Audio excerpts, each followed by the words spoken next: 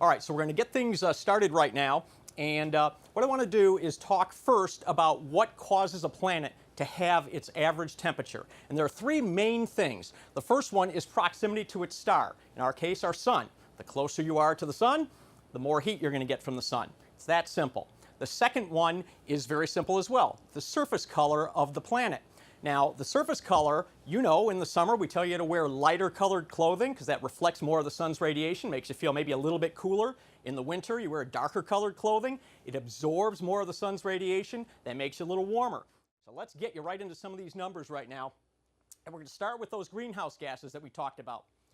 Carbon dioxide is the one you hear about the most because that's the one that, aside from water vapor, of course, that's the one that is most prevalent in the atmosphere. And for the calendar year of 2014, we were just shy of 400 parts per million.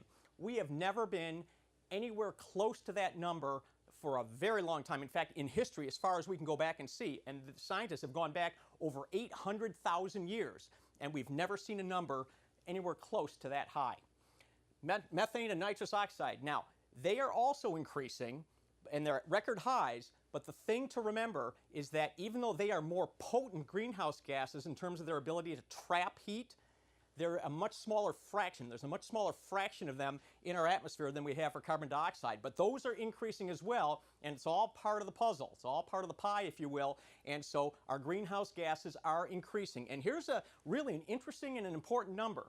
When you take those greenhouse gases, and as they increase, they cause our climate to be forced warmer. This is a very important number. From the past 25 years, the forcing from that increase in greenhouse gases has increased by greater than 36%. So 36% increase just in the warm forcing on our climate just from the increase in those greenhouse gases. And these are hard and fast numbers that have been, but the 10 hottest years on record now in the modern temperature record, the 10 hottest years globally on record have all occurred since 1998. That's right, the 10 hottest years on record have all occurred since 1998. This year, 2015, is almost guaranteed to top last year and be the new hottest year on record. And by the way, if somebody comes to you and says, well, hold on, this is an El Nino year, you can't just say that this year is going to be so warm. I want you to look at this. Now I just got this graphic, and each bar that you see here is the average temperature of our planet starting in 1950 going all the way up to the present. Now, first of all, I'm not even going to speak to the trend. You can see the trend yourself. But what I want you to see are the colored bars. I want you to look. There are orange-colored bars and there are blue-colored bars. The orange-colored bars are years in which we had an El Nino. That's that warming of the Pacific waters as they push eastward across the Pacific Ocean. The blue-colored bars are La Nina years, and that's where those warmer waters push back to the west, across the Pacific to the western Pacific. Now, in general, we've known that El Nino years tend to be warmer years for the planet, and La Nina years tend to be cooler years for the planet.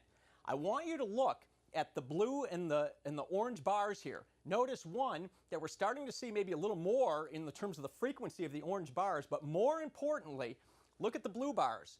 All of a sudden, those cooler years, due to the La Nina, are even now becoming above average warmer years. So in other words, even the cooler La Nina years are ending up being above average with global temperatures. So